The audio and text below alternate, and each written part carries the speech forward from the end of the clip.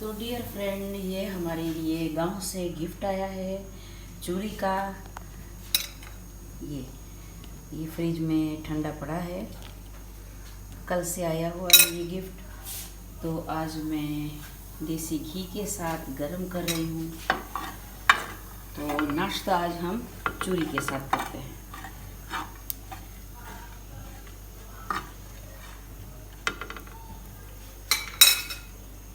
और ये हमारी गुड़ की चाय। ये देखें, देसी घी पहले से भी मैंने डाला था, अब फिर से मैंने डाला। ये मेरी सिस भी आ गई चूड़ी खाने।